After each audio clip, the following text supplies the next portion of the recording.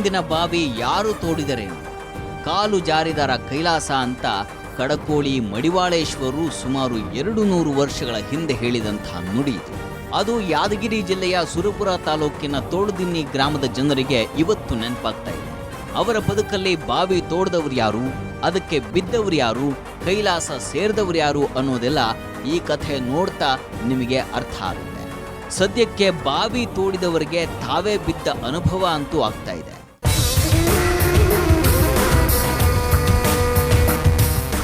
ಕಡೇಕಲ್ಲು police ಠಾಣೆಯಲ್ಲಿ ಕತ್ತು ಬಗ್ಗಿಸಿಕೊಂಡು ಕೂತಿರುವಂತಹ ಈ ಜೋಡಿಯ ಮೇಲೆ ಹೋಗುತ್ತೆ ಇವತ್ತಿನ ಸ್ಟೋರಿ. ವಿಪರ್ಯಾಸ ಅಂದ್ರೆ ಇವರಿಬ್ಬರಿಗೂ ಮಾಡಿದ ತಪ್ಪಿನ ನೋವಿಲ್ಲ, ಪಶ್ಚಾತ್ತಾಪ ಅಂತೂ ಇಲ್ವೇ ಇಲ್ಲ ಬಿಡಿ. ಹಾಗಂತ ಇವರು ಮಾಡಿರೋದು ಸಣ್ಣ ಕೆಲಸನ ಅಂದ್ರೆ ಅದೂ ಅಲ್ಲ, ಜೀವ ತೆಗೆದ ಜಂತುಗಳು ಇವರು. ಅಲ್ಲಿ ಇವರ ಕೈಲೇ ಕೊಲೆಯಾಗಿ ಹೋದವನು ಕಿಚ್ಚ ಸುದೀಪನ ಹುಚ್ಚು ಅಭಿಮಾನಿ.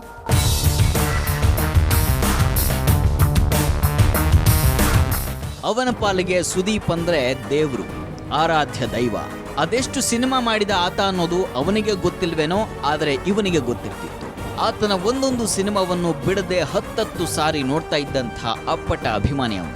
ಆತನ ಹೆಸರು ಗೋವಿಂದಪ್ಪ ಕೋಳಿಹಾಳ.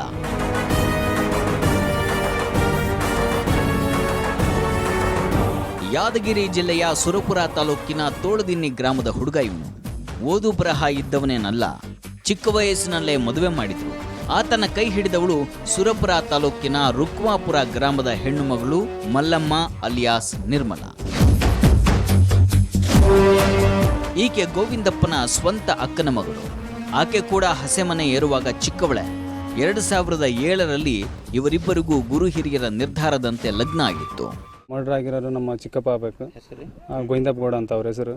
ಅವರಿಗೆ 4 ಜನ ಅಣ್ಣತಮ್ಮರು. ನಮ್ಮ ತಂದೆಯವರೇ ಫಸ್ಟು, ಆಮೇಲೆ ಇನ್ನೂ 3 ಜನ ಇದ್ದಾರೆ. ಅವರಿಗೆ ಬಂದ್ಬಿಟ್ಟು ಇನ್ನು ಈಗ 2 ಮಕ್ಕಳಿದ್ದಾವೆ. ಆಮೇಲೆ 2007 ಆಗಸ್ಟ್ 28 ಮದುವೆ ಆಯ್ತು ಅವ್ರದ್ದು. ಈಗ ನಿರ್ಮಲಾ ಮತ್ತು ಗೋವಿಂದಪ್ಪ ಅಂತೇಳಿ ಕಾಸ ಅವರ ಅಕ್ಕನ ಮಗಳನ್ನೇ ಮದುವೆ ಆಗಿರೋದು, ಅಂದರೆ ಸೋದರ ಮಾವ ಆಗಬೇಕು. ಸಂಬಂಧದಲ್ಲೇ ಲಗ್ನ ಮಾಡಿಕೊಂಡ್ರೆ ಒಳ್ಳೇದು, ಪರಸ್ಪರ ಗೊತ್ತಿರುತ್ತೆ, ಚೆನ್ನಾಗಿ ನೋಡ್ಕೊಳ್ತಾರೆ, ನಂತರ ಸಂಸಾರದಲ್ಲಿ ಸಮಸ್ಯೆ ಎದುರಾಗಲ್ಲ ಅಂತ ಅಂದ್ಕೊಂಡು ಮದುವೆ ಮಾಡಿರ್ತಾರೆ.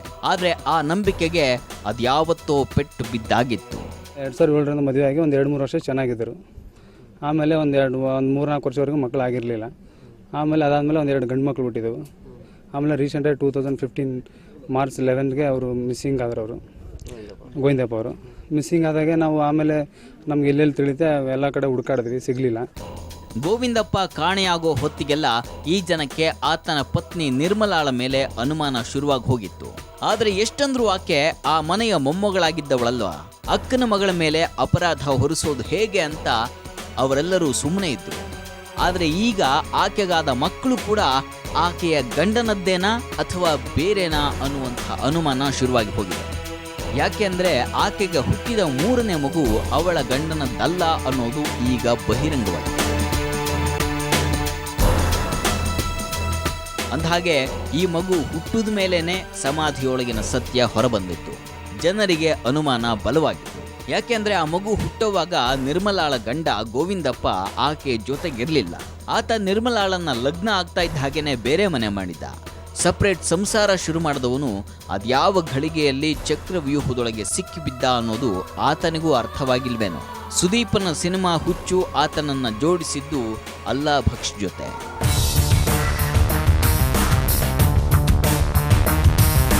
ಈ ಅಲ್ಲಾ ಭಕ್ಷ್ ಕೂಡ ಸಿನಿಮಾದ ಗಿಲಂಟಿಸ್ಕೊಂಡಿದ್ದವನೇ. ಆತ ಈ ಸುದೀಪ್ ಅಭಿಮಾನಿಯ ಜೊತೆಗೆ 1-2 ಸಿನಿಮಾಕ್ಕೆ ಹೋಗಿದ್ದ. ಹೀಗೆ ಹಳೆ ಸ್ನೇಹ ಅವರ ನಡುವೆ ಹೊಸ ಬಾಂಧವ್ಯವನ್ನು ಬೆಸೆದಿತ್ತು.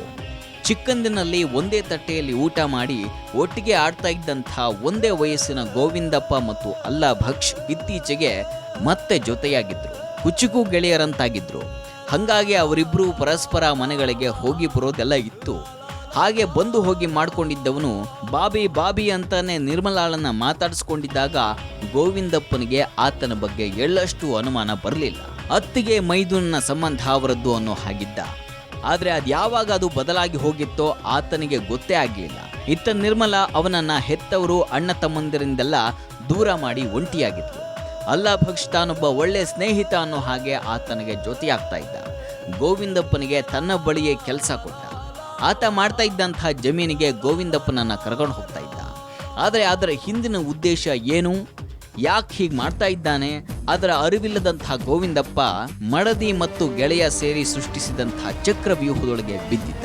ಅಲ್ಲಿ ಅಲ್ಲಾ ಭಕ್ಷ್ ತನ್ನ ಜಮೀನಿನಲ್ಲಿ ಒಂದು ಗುಡಿಸಲನ್ನ ಹಾಕಿ ಅಲ್ಲಿ ಗೋವಿಂದಪ್ಪನ ರಾತ್ರಿ ವೇಳೆ ಮಲಗಿಸ್ತಾ ಇದ್ದ. ಹೊಲ ಕಾಯೋ ಕೆಲಸ ಅವನದ್ದು. ಆ ಟೈಮ್ನಲ್ಲಿ ಅಲ್ಲಾ ಭಕ್ಷ್ನದ್ದು ಗೆಳೆಯನ ಮಡದಿಯನ್ನ ಕಾಯುವಂತಹ ಕೆಲಸ. ಪರಕಾಯ ಪ್ರವೇಶದ ಹೊತ್ತು ಎಲ್ಲ ಪಕ್ಷ ಹತ್ರ ದುಡ್ಸ್ಕೊತಾ ಇದ್ದ. ಯಾಕಂದರೆ ಅವ್ನು ಹೆಂಡತಿ ಜೊತೆ ಇವನು ಅನೈತಿಕ ಸಂಬಂಧ ಇಟ್ಕೊಂಡಿದ್ದ. ಅದಕ್ಕೋಸ್ಕರ ಅವ್ನು ಈಸಿಯಾಗಲ್ಲ ಹೋಗಿ ಬರೋದು ಮಾಡ್ತಾ ಇದ್ದ. ಅವ್ನು ಹೊಲದಲ್ಲೆಲ್ಲ ಮಲಗಿಸ್ಬಿಟ್ಟು ಇವ್ನು ರಾತ್ರಿ ಬಂದು ಮನೇಲಿ ಮಲ್ಕೊತಾ ಇದ್ದ. ಹೀಗೆ 4-5 ವರ್ಷಗಳ ಕಾಲ ಸರಾಗವಾಗಿ ನಡ್ಕೊಂಡು ಬಂದಿತ್ತು ಅಂತಾರೆ. ಆದರೆ ಆ ಬಗ್ಗೆ ಗೋವಿಂದಪ್ಪನಿಗೆ ಮಾತ್ರ ಗೊತ್ತಿದ್ದ ಹಾಗಿಲ್ಲ. ಆದರೂ ಇತ್ತೀಚೆಗೆ ಆತನಿಗೆ ಗೊತ್ತಾಗಿತ್ತು. ಅವನು ಆ ವಿಷಯವಾಗಿ ಹೆಂಡತಿಗೆ ಬುದ್ಧಿ ಕೂಡ ಹೇಳಿದ್ದ ಅಂತಾರೆ.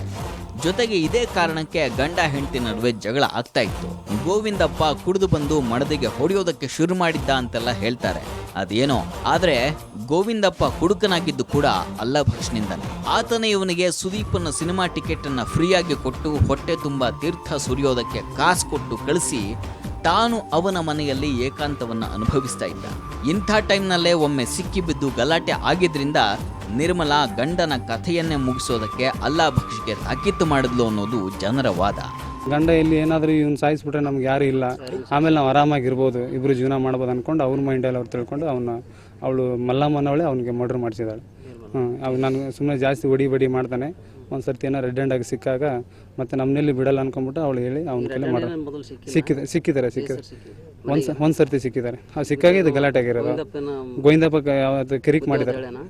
ಬುದ್ಧಿವಾದ ಮುಂಚೆ ಎಲ್ಲ ಅವನಿಗೆ ಡೌಟಲ್ಲಿ ಇತ್ತು. ಬಟ್ ಆದರೂ ಅವ್ನ ಹೆಂಡತಿಗೆ ಅವನೇ ಹೊಡಿತಾ ಇದ್ದ. ಏನಕ್ಕಂತ ನಮಗೆ ಗೊತ್ತಿರಲಿಲ್ಲ. ಒಳಗಡೆ ಈ ಥರ ಎಲ್ಲ ಇತ್ತು ಅವ್ರಿಗೆ. ಅದಾದಮೇಲೆ ಒಂದು ಸರ್ತಿ ರೆಡ್ ಹ್ಯಾಂಡ್ ಆಗಿ ಸಿಕ್ಕ ನ್ಯಾಯ ಪಂಚಾಯತ್ ಅಂದರೆ ನಮ್ಗೆ ಅವ್ನು ಯಾರಿಗೂ ಹೇಳಿಲ್ಲ. ತುಂಬ ಮೃದು ಸ್ವಭಾವ ವ್ಯಕ್ತಿ ಅವನು. ಯಾರಿಗೂ ಹೇಳದೇ ಇರೋ ವ್ಯಕ್ತಿ ಅವನು. ಎಷ್ಟೇ ನೋವು ಬಂದ್ರೆ ತನ್ನ ಮನಸ್ಸಲ್ಲೇ ಬಚ್ಚಿಟ್ಕೊಳ್ಳೋಣ ನೋಡಿದಾನೆ. ಬುದ್ಧಿವಾದ ಹೇಳಿದ್ರೆ ಅವಳು ಕೇಳಿಲ್ಲ. ಆಮೇಲೆ ಇದು ಇವನಿದ್ರೆ ನಮಗೆ ತೊಂದರೆ ಆಗುತ್ತೆ ಅನ್ಕೊಂಡ್ಬಿಟ್ಟು ಅವ್ನು ಅದ್ಯಾಕೆ ಸಾಯಿಸಿದ್ರು, ಅದು ಹೇಗೆ ಸಾಯಿಸಿದ್ರು ಅನ್ನೋದೆಲ್ಲ ಒತ್ತಟ್ಟಿಗಿಡೋಣ. ಅಂದಹಾಗೆ ಈ ಗೋವಿಂದಪ್ಪ ಕೊಲೆಯಾಗಿ ಹೋಗಿದ್ದಾನೆ ಅನ್ನುವಂಥ ವಿಷಯ ಈಗ ಹೊರಬಂದಿದೆ. ಅಸಲಿಗೆ ಅವನು ಕೊಲೆಯಾಗಿದ್ದು ಕಳೆದ ವರ್ಷ ಮಾರ್ಚಲ್ಲೇ. ಅವತ್ತೊಂದು ದಿನ ಅವನು ಏಕಾಏಕಿ ನಾಪತ್ತೆಯಾಗಿದ್ದ. ಆದರೆ ಅವತ್ತು ಆ ಬಗ್ಗೆ ಯಾರೂ ದೂರನ್ನ ಕೊಟ್ಟಿರಲಿಲ್ಲ. ಅವನ ಮಿಸ್ಸಿಂಗ್ ಪ್ರಕರಣ ದಾಖಲಾಗಿದ್ದು ಕೂಡ ಈಗ. ಯಾದಗಿರಿ ಜಿಲ್ಲೆಯ ಕೊಡೇಕಲ್ ಪೊಲೀಸ್ ಠಾಣೆಯಲ್ಲಿ ಒಂದು ಮಾರ್ಚ್ ಈ ತಿಂಗಳದು ಫಸ್ಟ್ ವೀಕಲ್ಲಿ ಒಂದು ಮಿಸ್ಸಿಂಗ್ ಪ್ರಕರಣ ದಾಖಲಾಗಿತ್ತು.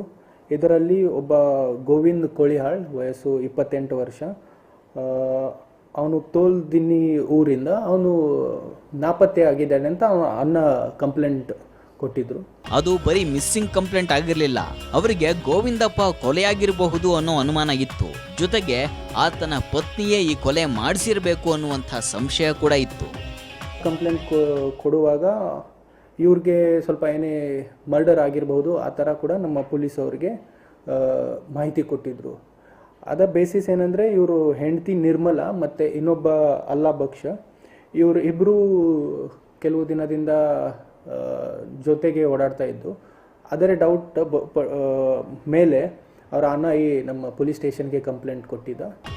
ಇವಾಗ ನಿರ್ಮಲಾ ಬಗ್ಗೆ ಅನುಮಾನವನ್ನ ವ್ಯಕ್ತಪಡಿಸಿದವರು ಆಗ ಗೋವಿಂದಪ್ಪ ಕಾಣದಾಗ ತೀರಾ ಹುಡುಕಾಡಿದ ಥರನೂ ಪೊಲೀಸರಿಗೆ ಅನ್ನಿಸ್ಲಿಲ್ಲ.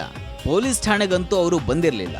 11/3/15ಗೆ ಮಿಸ್ಸಿಂಗ್ ಆಗಿದ ಮೇಲೆ ಅವ್ರ ಹೆಂಡ್ತಿನೇ ಅವನು ಬೇರೆ ಊರಿಗೆ ದುಡಿಯಕ್ಕೆ ಹೋಗಿದ್ದಾನೆ ಅಂತ ಎಲ್ಲರಿಗೆ ತಿಳಿಸಿ ಇದರ ಬಗ್ಗೆ ಯಾರು ಅವರು ಸಂಬಂಧಿಕರು ಆಗಲಿ ಅಥವಾ ಊರವರು ಆಗಲಿ ಜಾಸ್ತಿ ಏನು ಅವರು ಏನು ವಿಚಾರ ಮಾಡಲಿಲ್ಲ ಅಥವಾ ಇನ್ಕ್ವೈರಿ ಕೂಡ ಏನು ಮಾಡಲಿಲ್ಲ.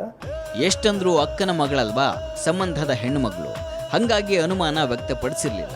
ಹಾಗಂತ ಗೋವಿಂದಪ್ಪ ಎಲ್ಲಿ ಹೋದ, ಯಾಕೆ ಕಾಣಿಸ್ತಾ ಇಲ್ಲ ಅನ್ನೋದ್ರ ಬಗ್ಗೆ ಮಾತು ಬಂದಿತ್ತು. ಒಂದು ಹಂತಕ್ಕೆ ಹುಡುಕಾಡಿದ್ರು ಕೂಡ.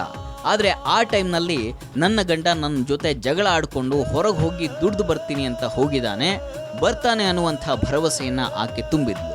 ಒಂದು ಹಂತಕ್ಕೆ ಅವನನ್ನು ಹುಡುಕೋದಕ್ಕೆ ಈ ನಿರ್ಮಲಾಳೆ ಬಿಟ್ಟಿರಲಿಲ್ಲ. ಸ್ಟೇಷನ್ಗೆ ಹೋಗ್ಬಿಟ್ಟು ಕಂಪ್ಲೀಟ್ ಕೊಡೋಣ ಅಂತ ಹೋದ್ವಿ. ಅವಾಗ ಹೆಂಡ್ತಿ ನಮ್ಮ ಜೊತೆ ಬರಲಿಲ್ಲ. ಅವರು ಗೋವಿಂದಪ್ಪನ ಮನೆ ಹೆಂಡ್ತಿ ನಿರ್ಮಲಾ, ಮಲ್ಲಮ್ಮ ಅಲಿಯಾಸ್ ನಿರ್ಮಲಾ.